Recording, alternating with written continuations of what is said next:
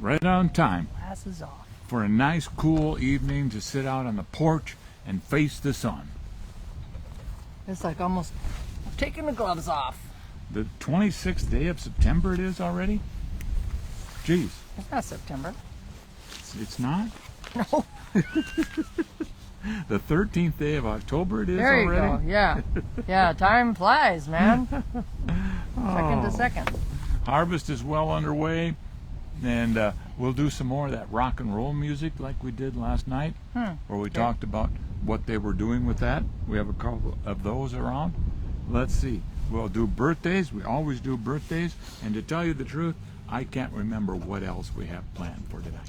We're going to run something up the flagpole. It's, yeah. And see who salutes it. That's right. Salutes it. Yeah. Huh. Okay. We should do birthdays. We should do weather before we get going too far. It's 51 degrees. And a freeze warning. Freeze warning. Yeah. That means I got to warning. put on thicker joggers. Hi, Chad Conradi. Yeah. So today the high was 55. Monday 54. Tuesday 55. Wednesday 65. Thursday it's going to be 70. And Friday 68. So, we're doing pretty darn good. That's good. We're doing. Let me talk about the wind here before I run out of wind myself. That's good. It's a good amount. 13 miles an hour out of the north-northwest, gusting to 22. So, you better hold on to your camera. I got my hand on the tripod leg. Yep. Chad Conradi, how you doing, Chad? Teresa Rowland, happy birthday. Happy birthday, yeah. Christy Ullman Happy birthday, Christy. and Don Haynes. Happy birthday, Don. Heather Marson.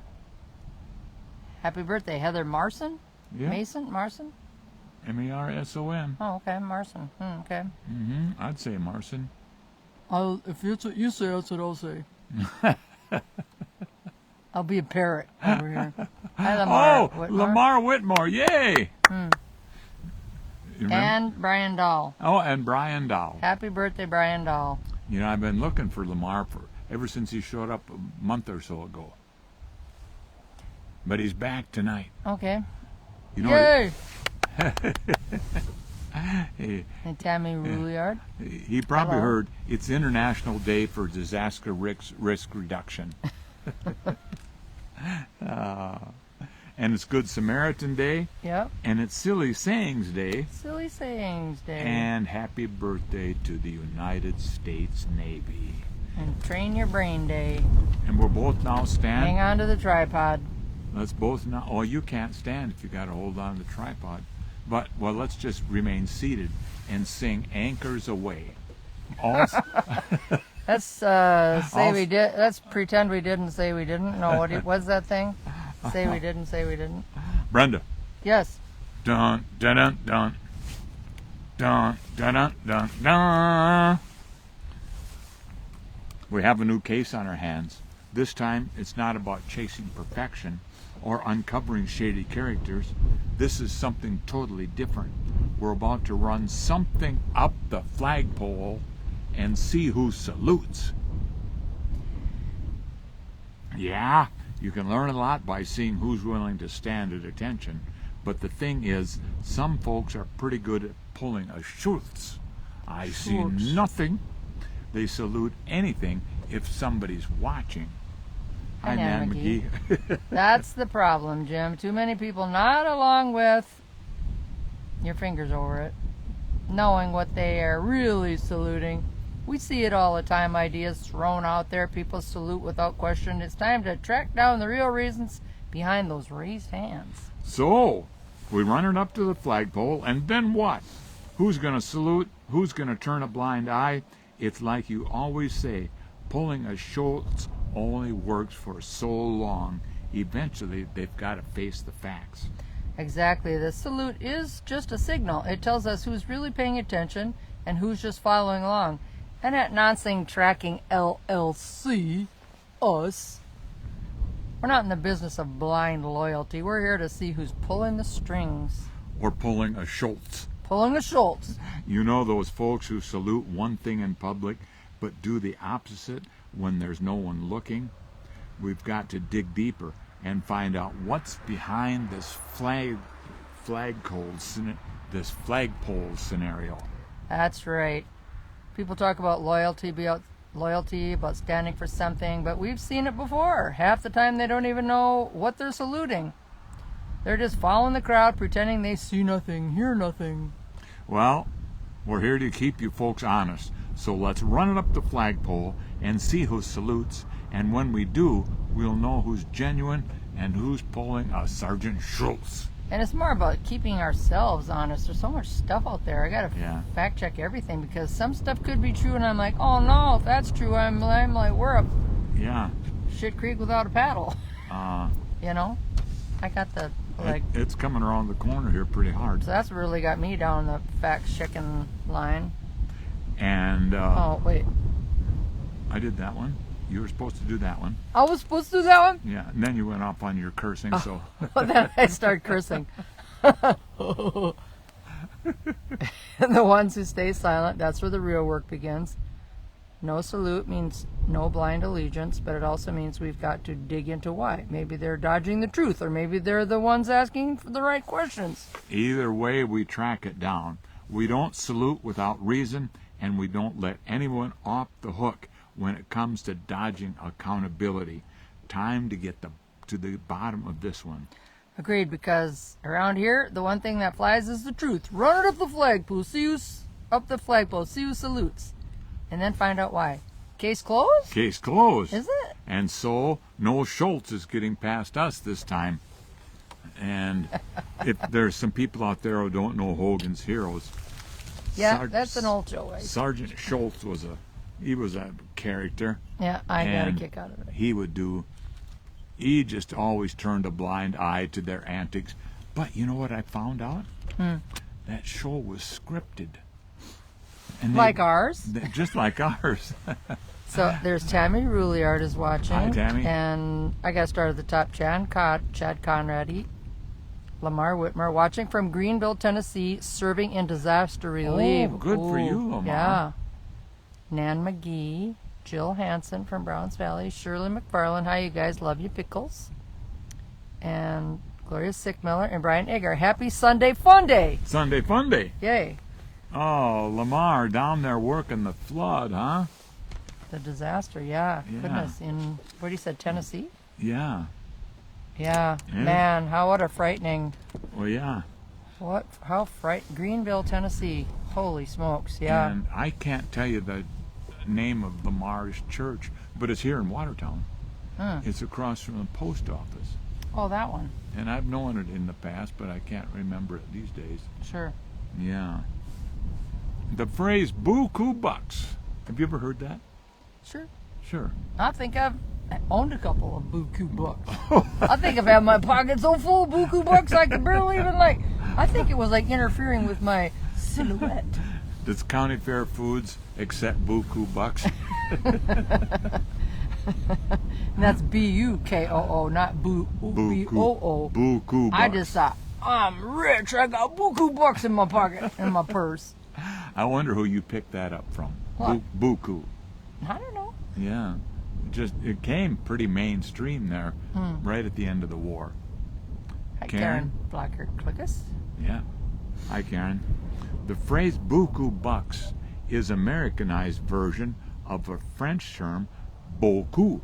Beaucoup. Which It's means chilly. It's chilly. which means a lot or many.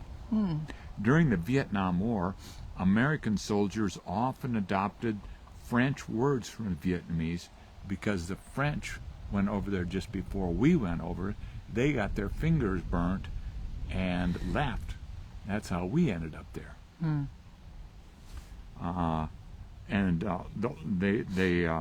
You end up working with the Vietnamese who were influenced by the French colonial presence. In military slang, it became beaucoup or beaucoup, meaning a lot of or many. When combined with bucks, it referred to a large sum of money, as in a lot of money. So beaucoup bucks essentially means a large amount of money. Okay. This phrase was a part of the linguistic blending that occurred between American soldiers and French Vietnamese culture during the war. Interesting. And I'm not even sure which nationality it is, but I'm Marla Ford. I was not in Vietnam, but the fellas that were all used the phrase Dee Dee Mao. But you were I was in that era, but you were in I was in Greece. Greece. Yeah. We had beaches. Beaches. We had NCO clubs. We had our own baker. I mean, it was like something. It was like Club Med. Well, maybe not like Club Med. And you had your fair share of ouzo. And ouzo, they had Can that give too. him some prime grillers here. Oh yeah. You know, this smells yummy. Yeah, it does. It smells like people food. It's made with real steak. Okay. Patty, what? You feed the dog. I'll hold down the fort here. Get him to eat anything. The vet said he needs calories. So Hick was in that era too. He was in Germany. Oh, okay. Chuck, she meant to say, but Chuck went to Germany. okay. So, good for you, Charles. That's good. For a certain set of gamers, it might seem like Tetris has always been there. And for a lot of people, they don't know life without it. But the first release was in June 1984, nearly 35 years ago. Chuck was in 3 years. Hi, Carrie Lee. The block building puzzle game, Tetris, designed by a Russian intelligence officer, was one of the earliest video games played. Yeah, Tetris. Have you ever played that? No.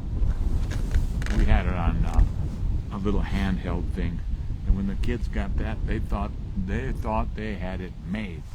But they did very well with it, and it worked out so we didn't have to buy 3 Tetrises.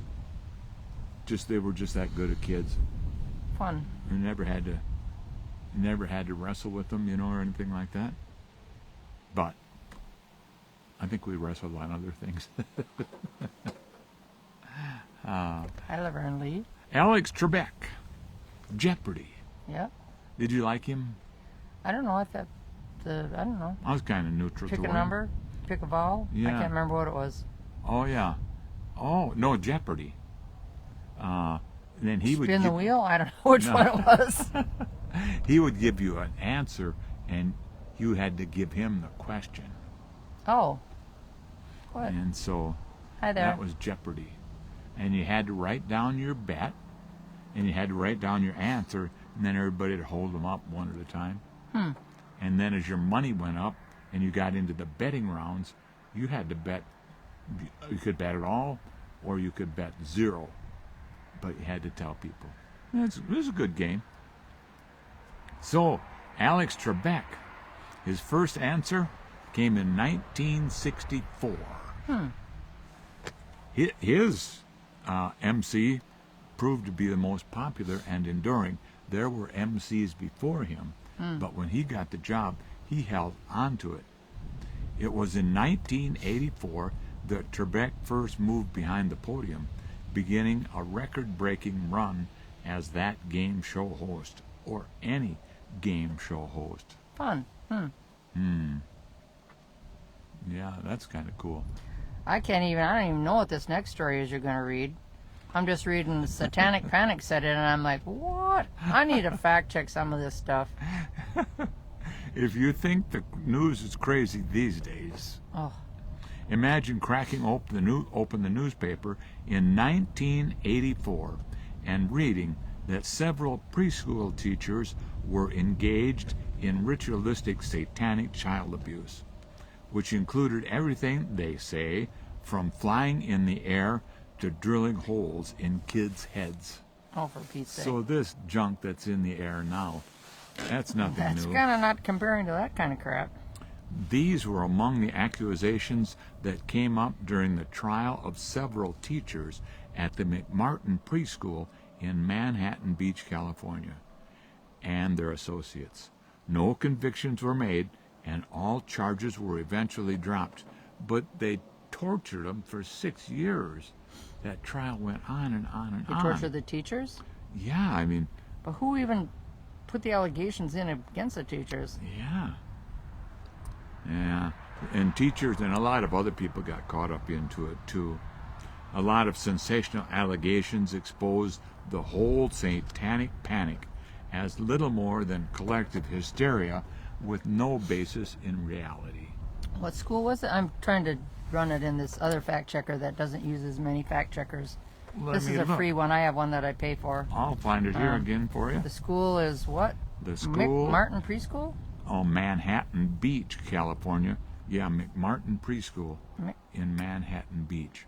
This would be interesting to see what they say about that. Yeah, but I got a Mick. You can just go ahead and I'll just continue. I can't remember all these. Or does it bother you when I read? No, but if you turn the page and I'm not writing any, I'm not writing I'm not writing it. See, and it changes the words. So that is like, come on. It changes the words. So then you're like dealing with that fact check crap. McMartin Preschool. Wow. And I hope it just fixes Manhattan. Yeah. Pretty windy out here. And it's going to pick up my voice too if I talk. This isn't that. This Oh. isn't a series pathetic. The McMartin Preschool case in Manhattan Beach, California became a focal point in the 80s. Satanic panic in I can't read it. 83? What does that say? Yeah, 1983. 63? In the 1980s, in 1983, Judy Johnson accused Ray Buckley, a preschool teacher, of molesting her son. This led to widespread allegations of ritualistic abuse, and that's just everything I just read. Unless you want to do it again, we Including sure the can. lack of physical evidence. Wow. Yeah. Oh, despite the lack of physical evidence. Jeez. People, I don't think fact-checking was a thing back in the day. Hi, No, Denise Rope. it was not. Just to not pass on stuff that's just so bizarre. You're like, And the that's bizarre. too bizarre. The bizarre, the more. Well, it gets attention, Yeah, the more they enjoy it, I think. but it needs to be like shut down. Bizarre. Is there such a word? Shut down that weird stuff. Yeah. You know, in your gut, something's weird. Some people don't have a gut. Yeah, You know, they're just out there there's out there. enjoying life. They have good jobs. Passing on anything. Come on. Have good jobs and they do good things and they're good to their kids, but they kind of get caught up in that other stuff Yeah, I don't know. and pass it on. But I was surprised that story about California was so old, because that, now that we've mentioned it, Yeah, it could repeat again, you know. sure. Yeah, real easy. Here, I'll tell you what people love. Are you ready? Mm-hmm. People love to hear words and messages that make them feel valued, understood, and appreciated. Yeah. Here are some common themes that resonate with people. People love it. Compliments and appreciation. You're really good at what you do. I appreciate you. You make a difference. You look great today. And so the point is, say something positive and you'll see something positive. Nice. Ever tell you I love your hat? I love the flower on The it. flower. The flower on it. Mm-hmm. Yeah. Thanks. You could have been a flower child. In fact, you probably No, were. that was right ahead of my time. Just ahead of you, yeah. So what is it that Steve from the radio station says? He doesn't say something positive. You see, but he says, look for something positive and you will. Boy, I don't know. Karen also says just a good old thank you. Yeah, that resonates Oh, yeah. well. Yeah. Hi, West Turkey. Hi, West Dark. E. E. Nice to see you, E. See you, E. Yeah. But I'm gonna need to Caesar, put my Carhartts on. Caesar Milan. Yeah, the dog trainer. Yeah, the dog whisperer. I have some of his material I like him. You love him. You I don't just love like him. I don't. I have admired his work, but he even tried to commit suicide along the way. Oh, yeah. So he was like, Yeah. don't know what that's all about. Well, he had to take a little time off, as I remember. And that's not in the story. No. There's a little allusion to it. Yeah. But I couldn't remember what. He did hit a rough patch. But he's back. Yeah. And that's good. And I went through a divorce, and that was part of it. And Oh. yeah, that was a big part of it. So that's too bad. Thanks, West Turkey. Nice to see.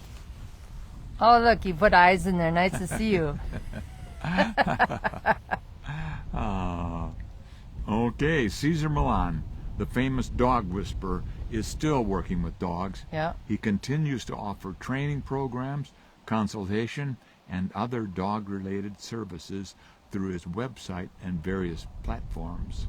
He also has been active in producing dog training content, including shows and books and online courses. Millan also runs his dog psychology center in California, which provides rehabilitation for dogs with severe behavioral conditions. And we don't want to forget the cats. No. Cats can be trained to do tricks on command, though they generally require more patience and positive reinforcement. More positive reinforcement than dogs. Remember there was something years ago where they taught them to use the toilet and to even flush the toilet? Oh. That was on years ago. Oh, was 20 it? year ago, easy. Did you see it on TV. like one of those video shows? I don't know. America's Famous Home Videos or something? No, I don't know. It was some news thing. Cats respond well to clicker training and rewards like treats, affection, or play. Some common tricks that cats can learn: to sit high. No, they can learn to sit and give you a high five, or they'll shake your paw. They'll come when called if you work at it long enough. Jump through hoops. They can fetch small objects, and they can spin in a circle or touch a target with their nose. Interesting. Hi, Ricky Regals. And hi, Debbie Pagler. And Karen says, Marcia Siamese would fetch Oh. socks. Oh, Fun. yeah. That'd be fun to have a cat play like that. I know you got to train them, but, you know, what else you going to do? You got an animal, you might as well train it. Might as well do Yeah. something with it. You got to interact with it somehow. And this little guy is such a good dog. He is. He goes out and he waits for you and No. stands and looks at you. And now, like if you take him out and when you bring him back in, he runs to me. He's all excited and Yeah. runs and turns in circles. It's just like, aw, Yeah, so fun. that is. He's a good boy. And if I join you out on the yard, he's stamping his little feet and doing this. It's like, aw. So he's just getting really comfortable with us. It's so Yeah. nice to see. And it didn't take long. Well, we got him the day after your birthday, August. 30th. We got him August 30th. Yeah. And he Been was, to the vet 3 times. yeah, he was a little subdued at first, but Totally. now you crinkle up a treat package and he's right there. So he's a good dog. How about Socrates? Yeah, how about Socrates? You know, they try to teach us his stuff in school, but I had no interest in learning about the great philosophers from Greece. Hi, Donna Herkus. Socrates. Uh-oh, look at this. I have a Siamese half tiger. His name is Simon, 4 years old, Ricky says. Oh, Ah, half tiger cat, too. That's kind of cool. that is. I bet he's pretty with different stripes and different So have looks. you worked with him at all to train him how to, I don't know, use the toilet and flush it? Yeah. They can do it. If There's Socrates, videos on YouTube to, If Socrates, go ahead. I'm trying to read his post. I have a cat. Yeah. Yeah. If Socrates were part of today's presidential race, his approach and presence would likely to be strikingly different from today's political landscape. As a philosopher who valued questioning, critical thinking, and the pursuit of truth, Socrates would emphasize deep dialogue over sound bites any day, and he'd stay away from political slogans. He might focus on the following subjects: Hi, Michelle Stoops. commitment to the pursuit of truth. Socrates was dedicated to the ideal that knowledge and truth are the highest goals of human life. He spent his life questioning and challenging the commonly held beliefs of his time, Me too. encouraging others to seek deeper understanding rather than to just go along with the flow. I have never been a go along with the flow anything type of person ever. His relentless questioning, now known as the Socratic method, aimed to reveal underlying truths and expose contradictions in thought, guiding people toward greater self-awareness. Cool. Yeah. Yeah, I'm not so aware of Socrates. I mean, I've heard of him, of course, just like everybody else, Yeah. but I've never really checked into him so much. Yeah. Trying to listen, but it keeps freezing as the KXLG sales team is in the hills between Sturgis and Deadwood. Oh, okay. Ah. Yeah. Oh. You know, when we did auctions out and about and internet was spotty, I have one of those things from Verizon. I can't remember what it's called. It's the internet in my pocket. Oh, yeah. And it's just a hotspot, but it's stronger. There's something better and stronger about it. And I know whenever we'd get too far away from our auction trailer, away from the antenna thing, and then I went in and I thought, I'm just going to put this thing in my pocket. I could walk out all over everywhere. Oh, yeah. Yeah, it was great. That's kind of fun. I didn't know that until that time, though, until, I lived it, so, Yeah. yeah. Joyce Cook. Hi, Hi, Joyce. And then we missed a couple other ones up there. Joyce Cook. Bart Hollies. Hi, Bart. Oh, and Michelle. Okay. There you go. What are you guys doing out in the Black Hills? What's up out there? Ah. I bet it's Fun? I bet it's sales training if the whole radio station went. That'd be fun. Yeah. They do a good job Fun with place that. to go. Okay. Did we talk about humility and intellectual modesty? No. One of Socrates' most famous beliefs was true wisdom comes from acknowledging one's own ignorance. His declaration, I know that I know nothing. I know that I know nothing, represents his profound humility. And the intellectual modesty made him a unique person among the intellectuals of his time, who often claimed to have all the answers. Socrates' approach emphasizes the importance of being open to new knowledge and understanding that learning is a lifelong process. That's funny to me in that I'm upstairs doing stuff and I've been working, discovering Pope Oh, Pope Francis. Pope yeah. Francis's take on life and religion and whatnot.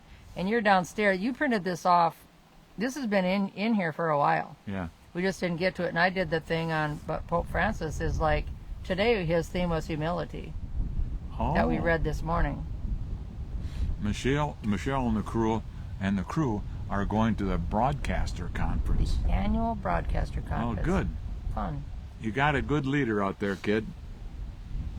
So, did we do moral integrity and courage?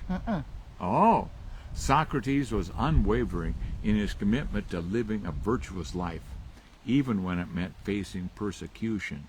His willingness to question powerful figures and accepted norms demonstrated his moral courage. Most famously, he refused to renounce his philosophical principles during his trial, even when faced with the death penalty. Rather than escape prison, which he could have, he chose to die for his beliefs, upholding his commitment to justice and truth. Wow. And he was an advocate for critical thinking. Socrates championed critical thinking, encouraging people to examine their own lives and their own beliefs. So that was, who's that attorney in town? Nancy Nancy Turbach? Turbach just did a post about in Holland or somewhere. No, somewhere where they teach us starting in kindergarten critical thinking. Oh, okay. Yeah, it's pretty fantastic. Mm. So they want children to recognize hoaxes and Oh. and all this other hoo-ha that goes on the social media stuff. And even if they hear somebody talking, they will recognize that they need to check out what they're saying and not believe anybody at face value. And as early as preschool, it's in there. Very good. I can't remember where it is. You Because know, I can't tap on my phone. Oh, you know what? I can go to her Facebook page on your phone. Those young kids, that's when you have to teach them stuff because they just soak it up like a sponge. Well, you just don't want people to be followers. Mm-hmm. Got to be leaders. Everybody has to be a leader. Socrates believed that knowledge and virtue were closely linked and that people could only act justly if they understood what justice was. He focused much of his philosophy on ethical questions, believing the right way to live was to prioritize the well-being of the soul by acting morally and justly. Go ahead. Okay, he also argued that wrongdoing was a result of ignorance, not malice, implying that the education and the knowledge they gained lead to better moral choices. So yeah, Nancy Turbeck Berry, her post, that's 22 hours ago already. Finland is teaching children how to recognize fake news as part of a critical thinking and civic responsibility. We ban books. America bans books. Well, They not teach, really, but they, in some school districts, they do. Yeah, it's not like Yeah, everybody isn't a whack job. yeah, Yeah, yeah, I don't even know what that's about. yeah. That's It's embarrassing. always got to be age appropriate, no matter what you're showing. And even let them. You don't even let them watch stuff on TV that's not age appropriate. Yeah, You just don't have it on yeah. if you can't monitor it. You just don't have it on. I don't know. Anyway, Man, we're moving right along here. you know, I do have to turn this the other way because I can't read the times, and that's driving me insane. Okay. So Well, it's. I thought having it straight would be better, but it's worse. We're 2 minutes over now. Okay. It's 6:46. In summary, Socrates' redeeming qualities: his pursuit of truth, intellectual humility, moral courage, and the advocacy of critical thinking, and his commitment to justice and a role as a teacher. That's what cemented his legacy as a central figure in philosophy and an example of a life dedicated to wisdom and virtue. I like that. And there's a lot we didn't get to again There's tomorrow tonight. morning.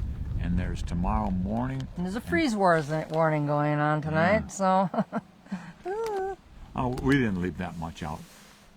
But we have enough for the morning, so it takes 8 pages a day, 8 pages for each show. Got to have 8 pages to get through the show without stumbling and lumbering around. And stumbling and fumbling around. 8 pages for a half-hour show. The sun's down. Yeah, looks Okay. good.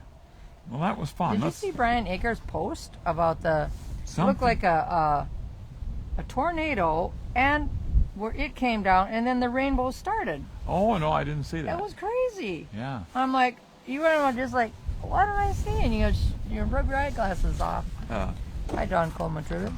Hi, We're Don. done. We're freezing. And we are freezing. There's a freezing warning out tonight, starting with my fingertips. They didn't say Look it at was my going to fingers be. up. That's when they said there's a freeze warning. They should have said it's for you two.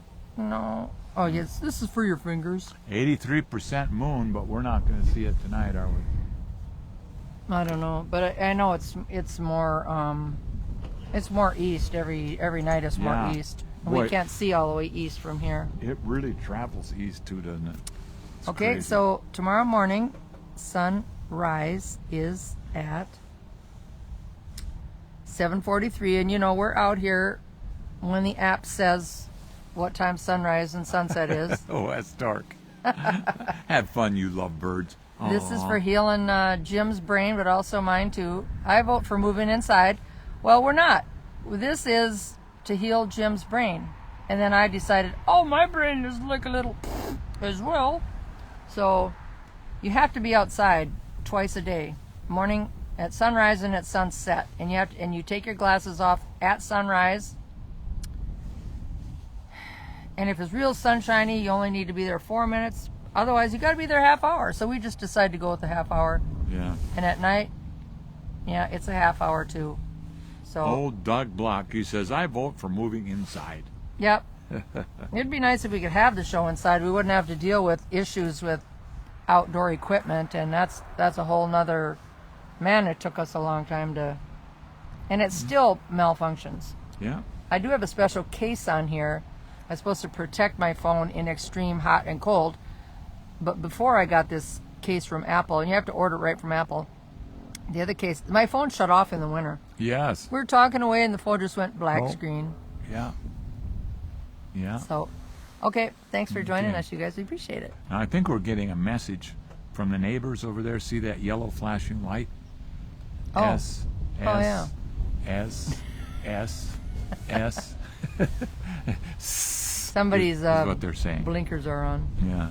Okay, that was fun. Yeah, it was. Let's do it again sometime. Tomorrow morning. Thanks, you guys. Bye-bye. See ya.